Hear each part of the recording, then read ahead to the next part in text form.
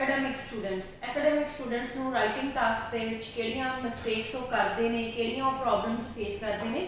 ਅੱਜ ਆਪਾਂ ਉਹਨਾਂ ਮਿਸਟੇਕਸ ਬਾਰੇ ਡਿਸਕਸ ਕਰਾਂਗੇ ਕਿ ਉਹਨਾਂ ਮਿਸਟੇਕਸ ਨੂੰ ਕਿੱਦਾਂ ਤੁਸੀਂ ਓਵਰਕਮ ਕਰ ਸਕਦੇ ਹੋ, ਕਿੱਦਾਂ ਉਹਨਾਂ ਨੂੰ ਖਤਮ ਕਰਕੇ ਆਪਣਾ ਜਿਹੜਾ ਬੈਂਡ ਸਕੋਰ ਹੈ ਡਿਜ਼ਾਇਰੇਬਲ ਅਚੀਵ ਕਰ ਸਕਦੇ ਹੋ। ਸਟੂਡੈਂਟ ਕਹਿੰਦੇ ਕਿ ਅਸੀਂ ਬਹੁਤ ਪ੍ਰੈਕਟਿਸ ਕਰਦੇ ਹਾਂ, ਬਹੁਤ ਕੋਸ਼ਿਸ਼ ਕਰਦੇ ਹਾਂ, ਬਟ ਜਿਹੜਾ ਸਾਡਾ ਬੈਂਡ ਸਕੋਰ ਹੈ ਇੰਪਰੂਵ ਨਹੀਂ ਹੁੰਦਾ। ਉਸ ਚੀਜ਼ ਨੂੰ ਇੰਪਰੂਵ ਕਰਨ ਲਈ ਤੁਸੀਂ ਕਿਹੜੀਆਂ 7 ਮਿਸਟੇਕਸ ਹੈ ਜਿਨ੍ਹਾਂ ਦਾ ਧਿਆਨ ਰੱਖਣਾ ਹੈ, ਜਿਨ੍ਹਾਂ ਨੂੰ ਤੁਸੀਂ ओवरकम करना है और अपना बैंड स्कोर इंप्रूव करना। First one is confusion. First mistake is confusion. Confusion की हुंदी है जो स्टूडेंट है वो की करता है कि ऑनलाइन मटीरियल सर्च करता, ऑनलाइन मटीरियल बहुत हुंदा है, बुक्स चेक करता है और जिहड़ा अपने की ट्यूटर्स आ वो टाइम टू टाइम चेंज करता है, किसी एक जगह स्टेबल हो गया काम नहीं कर पाता, स्टडी नहीं करता। तो उनके करके कि स्टूडेंट ਨੂੰ ਜਦੋਂ ਟਾਸਕ ਅਟੈਂਪਟ ਕਰਨ ਦੇ ਵਿੱਚ ਬਹੁਤ ਜ਼ਿਆਦਾ ਕਨਫਿਊਜ਼ਨ ਹੁੰਦੀ ਹੈ ਔਰ ਉਸ ਕਨਫਿਊਜ਼ਨ ਦੇ ਕਰਕੇ ਹੀ ਉਹ ਜਿਹੜਾ ਆਪਣਾ ਟਾਸਕ ਆ ਪ੍ਰੋਪਰਲੀ ਨਹੀਂ ਅਟੈਂਪਟ ਕਰ ਪਾਉਂਦਾ। ਇਸ ਚੀਜ਼ ਨੂੰ ਆਪਾਂ ਕਹਿ ਸਕਦੇ ਆ ਕਿ ਸਟੂਡੈਂਟ ਨਰਵਸ ਹੋ ਜਾਂਦਾ ਹੈ ਜਾਂ ਕੁਝ ਵੀ ਆ, ਜਾਂ ਇਹਨੂੰ ਆਪਾਂ ਕਹਿੰਦੇ ਨੇ ਕਨਫਲਿਕਟਿੰਗ ਐਡਵਾਈਸ। ਕਨਫਲਿਕਟਿੰਗ ਐਡਵਾਈਸ ਦੇ ਵਿੱਚ ਕੀ ਆ ਕਿ ਸਟੂਡੈਂਟ ਇਹ ਨਹੀਂ ਫੋਕਸ ਕਰ ਪਾਉਂਦਾ ਕਿ ਜੋ ਮੈਂ ਦੇਖਿਆ, ਜੋ ਮੈਂ ਸੁਣਿਆ ਜਾਂ ਜੋ ਮੈਂ ਪੜ੍ਹਿਆ ਹੈ ਉਹ ਕੀ ਸਹੀ ਹੈ ਕੀ ਗਲਤ ਹੈ, ਉਹਦੇ ਵਿੱਚ ਉਹ ਜੱਜ ਨਹੀਂ ਕਰ ਪਾਉਂਦਾ। ਇਸ ਲਈ ਕਨਫਿਊਜ਼ ਨਹੀਂ ਹੋਣਾ ਜਦੋਂ ਵੀ ਤੁਸੀਂ ਆਪਣਾ ਟਾਸਕ 1 ਅਟੈਂਪਟ ਕਰਨਾ ਹੈ, ਆਪਣਾ ਕਾਮਲੀ ਕਰਨਾ ਟਾਸਕ ਅਟੈਂਪਟ। ਇਹ ਨਹੀਂ ਦੇਖਣਾ ਕੋਈ ਗੱਲ ਨਹੀਂ ਤੁਸੀਂ ਇੱਕ ਵਾਰੀ ਗਲਤ ਕਰ ਲਓਗੇ, 2 ਵਾਰੀ ਗਲਤ ਕਰ ਲਓਗੇ, ਬਟ ਨਹੀਂ, ਤੁਸੀਂ ਪ੍ਰੋਪਰਲੀ ਆਪਣਾ ਜੋ ਤੁਹਾਨੂੰ ਠੀਕ ਲੱਗਦਾ ਉਸ ਚੀਜ਼ ਤੇ ਫੋਕਸ ਕਰੋ। ਜੋ ਤੁਹਾਨੂੰ ਟੀਚ ਕਰ ਰਿਹਾ ਜਾਂ ਗਾਈਡ ਕਰ ਰਿਹਾ ਟਿਊਟਰ, ਉਹਦੀਆਂ ਇਨਸਟਰਕਸ਼ਨਸ ਨੂੰ ਫੋਲੋ ਕਰਨਾ ਔਰ ਕਨਫਿਊਜ਼ ਨਹੀਂ ਹੋਣਾ।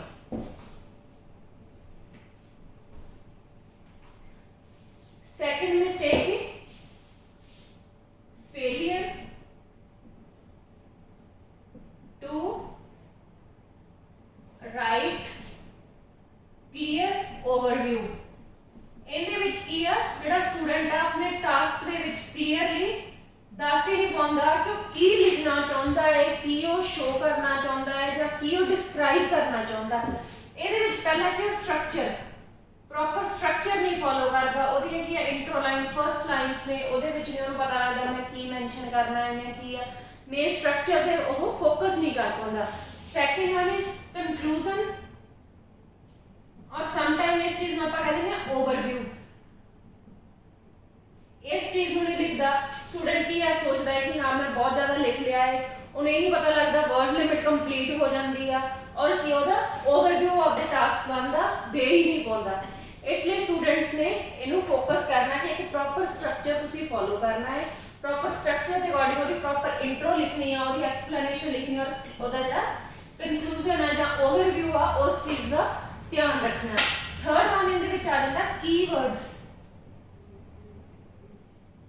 ਕੀਵਰਡਸ ਤੁਸੀਂ ਚੈੱਕ ਕਰਨਾ ਕਿ ਟਾਸਕ 1 ਦੀ ਸਟੇਟਮੈਂਟ ਦੇ ਵਿੱਚ ਕੀਵਰਡਸ ਤੁਹਾਨੂੰ ਕੀ ਦਿੱਤੇ ਹੋਏ ਆ, ਕੰਪੈਰੀਜ਼ਨ ਦਿੱਤਾ ਹੋਇਆ, ਕੀ ਤੁਹਾਨੂੰ ਕਿਹਾ ਹੋਇਆ ਹੈ, ਉਹਨਾਂ ਸਾਰੀਆਂ ਚੀਜ਼ਾਂ ਨੂੰ ਤੁਸੀਂ ਪ੍ਰੋਪਰ ਫੋਲੋ ਕਰਨਾ ਹੈ ਔਰ ਉਹਦੇ ਬਿਹਾਫ ਤੇ ਤੁਸੀਂ ਪ੍ਰੋਪਰ ਸਟਰਕਚਰ ਦੇ ਅਕੋਰਡਿੰਗ ਆਪਦਾ ਜੋ ਵੀ ਸਾਰਾ ਟਾਸਕ 1 ਦਾ ਫਾਰਮ ਕਰਨਾ ਹੈ ਔਰ ਉਹਦਾ ਕਲੀਅਰ ਓਵਰਵਿਊ ਕਨਕਲੂਜਨ ਉਹਦੀ ਲਿਖਣੀ ਹੈ ਲਾਸਟ ਦੇ ਵਿੱਚ। ਇਸ ਤੋਂ ਬਾਅਦ ਆਪਾਂ ਗੱਲ ਕਰਾਂਗੇ ਥਰਡ ਮਿਸਟੇਕ। ਥਰਡ ਮਿਸਟੇਕ ਕੀ ਕਰਦੇ ਆ ਸਟੂਡੈਂਟ? ਥਰਡ ਮਿਸਟੇਕ ਦੇ ਵਿੱਚ ਆ ਜਾਂਦਾ selection of data.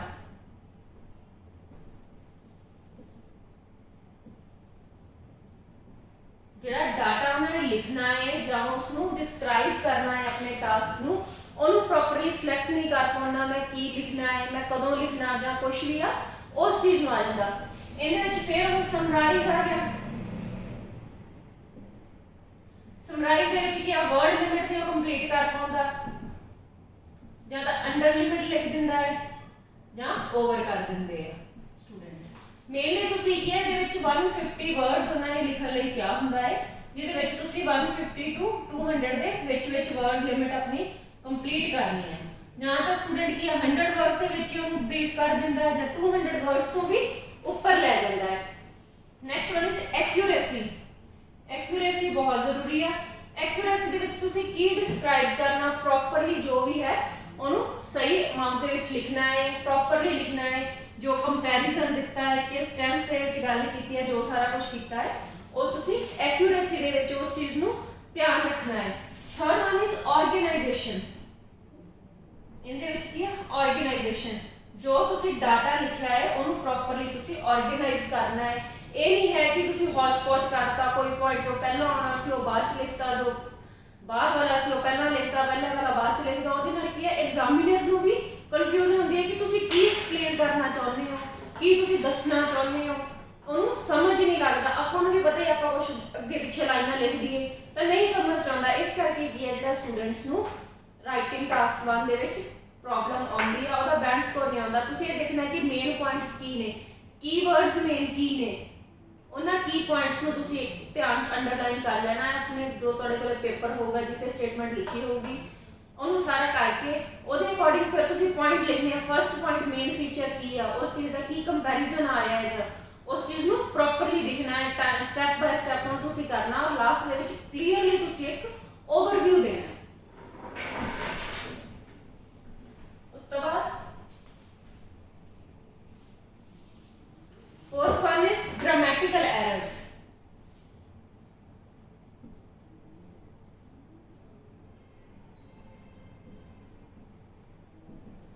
Grammatical errors दे विच की है टेंस की प्रॉब्लम आ जाती है। ठीक है, टेंस पास्ट की गल की है, पास्ट टेंस च उन्होंने गल की है, तुसी उत्थे प्रेजेंट यूज कर रहे हैं ਜਾਂ ਉਹਨਾਂ ਨੇ ਗੱਲ ਕੀਤੀ ਆ। फॉर एग्जांपल जिस तरह 2020 ਗੱਲ कर रहे हैं, उन्होंने ਤੁਹਾਨੂੰ ग्राफ दिता है जिहदे विच गल की आ 2010 to 2030। इनदे विच तीनों टेंस यूज होंगे। जो ਆਪਾਂ 2021 ਦੀ ਗੱਲ करनी है, 22 ਦੀ ਗੱਲ करनी है ਜਾਂ ਸੋ ਔਨ, ਜਿੱਦਾਂ ਪੇਅਰਸ ਦੀ ਗੱਲ ਕਰਨੀ ਹੈ ਉੱਥੇ ਆਪਾਂ ਫਿਊਚਰ ਟੈਂਸ ਯੂਜ਼ ਕਰਨਾ ਹੈ। ਜਦੋਂ ਆਪਾਂ 2020 ਤੋਂ ਪਿੱਛੇ ਦੀ ਗੱਲ ਕਰਦੇ ਆ, 19 ਦੀ ਗੱਲ ਕਰਦੇ ਆ, 18 ਦੀ ਗੱਲ ਕਰਦੇ ਆ, ਪਾਸਟ ਦੀ ਗੱਲ ਆ ਜਾਂਦੀ ਹੈ। ਉਸ ਟਾਈਮ 'ਚ ਤੁਸੀਂ ਪਾਸਟ ਟੈਂਸ ਯੂਜ਼ ਕਰਨਾ। ਸਟੂਡੈਂਟਸ ਨੂੰ ਇਸ ਚੀਜ਼ ਦੀ ਬਹੁਤ ਜ਼ਿਆਦਾ ਕਨਫਿਊਜ਼ਨ ਹੁੰਦੀ ਆ, ਬਹੁਤ ਜ਼ਿਆਦਾ ਪ੍ਰੋਬਲਮ ਆਉਂਦੀ ਆ। ਜਿਸ ਤਰ੍ਹਾਂ ਫॉर एग्जांपल ਉਹਨੇ ਲਾਈਨ ਗ੍ਰਾਫ ਦਿੱਤਾ, ਲਾਈਨ ਗ੍ਰਾਫ ਦੇ ਵਿੱਚ ਕੁਝ ਵੀ ਦਿੱਤਾ, ਉਸ ਚੀਜ਼ ਦਾ ਉਹਨਾਂ ਨੇ ਕੰਪੈਰੀਜ਼ਨ ਕੀਤਾ कि अज के टाइम के चीज़ की ग्रो कर रही है, तुसी प्रॉपरली कंपैरिजन ही नहीं कर पाते। उस कंपैरिजन के प्रॉपर तुसी की प्रैपोजिशंस यूज करने हैं, की आर्टिकल्स यूज करने हैं, की ट्रेंड्स चल रहा है, उस चीज़ को प्रॉपरली जिहड़े कि स्टूडेंट्स एक्सप्लेन नहीं कर पाते। इसलिए जिहड़ियां ग्रामेटिकल प्रॉब्लम्स आ ये बहुत कॉमन प्रॉब्लम्स ने, स्टूडेंट इस चीज़ को बहुत फेस करते हैं। ये तां प्रॉब्लम आउंदी है जदों तुसी पहलां अपनी जो ग्रामेटिकल प्रॉब्लम्स आ उन्होंने फोकस नहीं करते, अपने जो टेंस है उन्होंने डाउट्स नहीं क्लीयर करते, प्रॉपरली उन्होंने रिवाइज नहीं करते। प्रैपोजिशंस की तुसी यूज करनी है, कि आर्टिकल यूज करना है, की तुसी यूज करना, उस चीज़ पे स्टूडेंट फोकस नहीं करते। इस करके कि वो जो टास्क 1 अटैम्प्ट करते हैं उदों करते हैं प्रॉब्लम्स बहुत ज़्यादा लिखन च कर देंगे हैं, टेंस के फॉर्मेशन के प्रॉब्लम्स करते हैं। इस तो बाद ना vocabulary, fourth mistake is vocabulary. Student कहते हैं कि असी वोकैब तो बहुत वधिया यूज की सी, फिर भी साडा बैंड स्कोर नहीं वधिया आया, असी किया वधिया बैंड स्कोर नहीं गेन कर पाए। क्यों? क्योंकि जिहड़े स्टूडेंट आ वो एक्यूरेसी या क्वालिटी पे फोकस नहीं करते। स्टूडेंट फोकस करते क्वांटिटी पे, क्वांटिटी इन द सेंस कि वोकैब वो बहुत ज़्यादा यूज करते हैं, कंपलैक्स वोकैब यूज करने की कोशिश करते हैं कि असीं कंपलैक्स वोकैब यूज करिए, वध तो वध डिफिकल्ट वर्ड यूज करिए ताकि जिहड़ा साडा टास्क है बहुत ज़्यादा इफेक्टिव। बट उन्होंने ये नहीं पता कि क्वालिटी होनी जरूरी है, एक्यूरेसी होनी जरूरी है। अगर तुसीं सही जगह पे सही वोकैब नहीं यूज करते तो तुहानूं बैंड स्कोर नहीं तुसी गेन कर सकते। क्यों? क्योंकि जब तुम अपने वालों का बहुत कंपलैक्स वर्ड लिखते, औखे औखे वर्ड लिखते, बट उस चीज़ की कोई सेंस ही नहीं बनती, उस जगह पर वो जो आप कहते टुकता ही नहीं है, तो उस जगह पर तुहानूं प्रॉब्लम आऊगी और तुहाडा जो सेंटेंस फॉर्मेशन वो सारी गलत हो जूगी। इहदे विच वोकैब दे विच तुहानूं एडवर्ब्स और एडजैक्टिव इन्हां दी बहुत प्रॉब्लम आउंदी है स्टूडेंट्स नूं। और तुसी सब पहला इन्हां दी क्लासेस प्रॉपरली लैणियां है ताकि तुहानूं क्लीयर हो जाए तुसी की एडवर्ब यूज करनी है, की एडजैक्टिव यूज करना। इसलिए वोकैबुलरी ते तुसी प्रॉपरली फोकस करना ताकि जिहड़ियां तुसी अपने बैंड स्कोर घटन दे रीजन आ उन्हां नूं तुसी इंप्रूव कर पाओ। Sixth one is timing. Timing दी राइटिंग दे विच बहुत ज़्यादा प्रॉब्लम आती है स्टूडेंट्स को टाइम मैनेजमेंट नहीं होंगी। टाइम मैनेजमेंट की है स्टूडेंट की इग्नोर करते हैं, टास्क 1 इग्नोर कर देंगे, कह देंगे कि ये 150 वर्ड्स का ये नालों बेटर आप टास्क 2 वधिया अटैम्प्ट करिए और अपना बैंड्स को गेन करांगे टास्क 2 के बिहाफ पे। बट नहीं, अगर तुसी टास्क 1 ही प्रॉपरली अटैम्प्ट नहीं किया तो टास्क 1 तुसी जिन्ना मर्जी वधिया अटैम्प्ट कर लो, ਤੁਹਾਡਾ ਬੈਂਡ ਸਕੋਰ ਰਾਈਟਿੰਗ ਦੇ ਵਿੱਚ ਇੰਪਰੂਵ ਨਹੀਂ ਹੋ ਸਕਦਾ। ਟਾਈਮ ਮੈਨੇਜਮੈਂਟ ਬਹੁਤ ਜ਼ਿਆਦਾ ਜ਼ਰੂਰੀ ਹੈ, ਜਿਸ ਤਰ੍ਹਾਂ ਆਪਾਂ ਕੱਲ ਦੀ ਵੀਡੀਓ ਦੇ ਵਿੱਚ ਗੱਲ ਕੀਤੀ ਹੈ ਕਿ ਜਿਹੜਾ ਟਾਸਕ 2 ਦੇ ਵਿੱਚ ਵੀ ਟਾਈਮ ਮੈਨੇਜਮੈਂਟ ਜ਼ਰੂਰੀ ਹੈ। ਤੁਸੀਂ ਟਾਸਕ 1 ਨੂੰ 20 ਮਿੰਟਸ ਦੇਣੇ ਆ, ਉਸੇ ਤਰ੍ਹਾਂ ਹੀ ਪਹਿਲਾਂ ਤੁਸੀਂ ਪਲੈਨਿੰਗ ਕਰਨੀ ਹੈ, ਮੈਂ ਲਿਖਣਾ ਕੀ ਹੈ ਰਫਲੀ ਤੁਸੀਂ ਲਿਖ ਲੈਣੇ ਚ ਟੈਂਸ ਕਿਹੜਾ ਯੂਜ਼ ਹੋਊਗਾ, ਕੰਪੈਰੀਜ਼ਨ ਦੇ ਤੁਸੀਂ ਪੁਆਇੰਟਸ ਲਿਖ ਲੈਣੇ ਆ, ਫਰਸਟ ਕੰਪੈਰੀਜ਼ਨ ਸੈਕੰਡ ਉਹਨੂੰ ਰਫਲੀ ਲਿਖ ਕੇ और उस तो बाद ਉਹਨੂੰ एक्सप्लेन करना। ये नहीं है कि ਤੁਹਾਡਾ ਤੁਸੀਂ टास्क 2 ਦੇ ਵਿੱਚ ਹੀ 50 ਮਿੰਟਸ ਲਾ ਦੇ, 50 ਮਿੰਟਸ टास्क 2 ਤੇ ਲਾ ਦੇ, ਪਿੱਛੇ ਵਜੇ ਤੁਹਾਡੇ ਕੋਲ 10 ਮਿੰਟਸ, 10 ਮਿੰਟਸ ਦੇ ਵਿੱਚ ਕੀ ਆ 2-4 ਲਾਈਨਸ ਲਿਖੀਆਂ टास्क 1 ਦੇ ਵਿੱਚ, ਉਸ ਚੀਜ਼ ਨੇ ਤੁਹਾਨੂੰ ਬੈਂਡ ਸਕੋਰ ਨਹੀਂ ਲੈ ਕੇ ਦੇਣਾ। ਇਹਨੂੰ ਤੁਸੀਂ ਪ੍ਰੋਪਰਲੀ ਲਿਖਣਾ, ਸਟਰਕਚਰ ਫੋਲੋ ਕਰਨਾ ਹੈ, ਕੰਕਲੂਜਨ ਓਵਰਵਿਊ ਦਾ ਜੋ ਵੀ ਆ ਕਲੀਅਰ ਲਿਖਣਾ ਹੈ ਤੁਸੀਂ। ਇਸ ਲਈ ਟਾਈਮ ਮੈਨੇਜਮੈਂਟ ਇਹਦੇ ਲਈ ਬਹੁਤ ਜ਼ਰੂਰੀ ਹੈ। ਲਾਸਟ ਬਟ ਨਾਟ ਲੀਸਟ ਆਪਾਂ कह सकते हैं कि यह चीज जो आप हम लास्ट मिस्टेक की गल करांगे वो हैगी आ लैक ऑफ प्रैक्टिस। जिहड़े कि स्टूडेंट फोकस नहीं करते, प्रैक्टिस नहीं करते टास्क 1 की, और जस्ट उन्होंने मेन फोकस होता है कि टास्क 2 ही असीं वधिया अटैम्प्ट करना, टास्क 2 के बिहाफ से ही असीं बैंड स्कोर गेन करना है।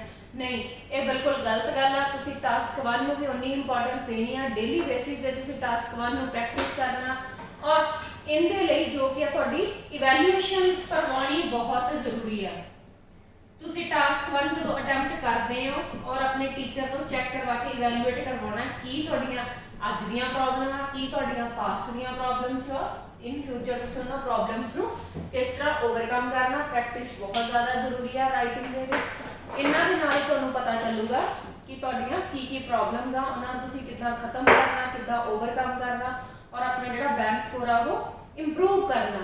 और तुसीं एक ध्यान गल होर ध्यान च रखनी है कि जदों अपना टास्क अटैम्प्ट करना और कोशिश करनी है लास्ट दे विच 2 ਤੋਂ 3 मिनट 2 to 3 मिनट्स तुसीं देने हैं। तो उन्हां 2 to 3 मिनट्स दे विच अपना जो टास्क 1 है टास्क 2 को प्रॉपरली रीड करना। अगर तुहानूं कोई भी मिस्टेक लगती है, कोई प्रॉब्लम लगती है, उस चीज़ को तुसीं चेंज कर सकते हो अपने अकॉर्डिंग, तुहाडे कोल टाइम हुंदा। इहदे लई टाइम मैनेजमेंट बहुत जरूरी है। टाइम मैनेजमेंट के लिए तुहानूं प्लैनिंग जरूरी है। तुसीं उस चीज़ का ओवरव्यू पहले अपने माइंड के विच एक रफली सैट कर लेना है कि मैं ये चीज़ नूं यूज़ किद्दां लिखना है, फर्स्ट स्टैप ए लिखना है, सैकेंड ए लिखना, कंक्लूजन दे विच ए लिखना है और स्टार्टिंग इंट्रो लाइन ए लिखनी है। ये चीज़ां जरूरी है। अगर तुसीं इन्हां 7 मिस्टेक्स नूं अपने विद प्रैक्टिस खत्म कर दोगे तो तुहानूं 7 7.5 8 मिनट लैन तो भी कोई नहीं रोक सकता। Thank you.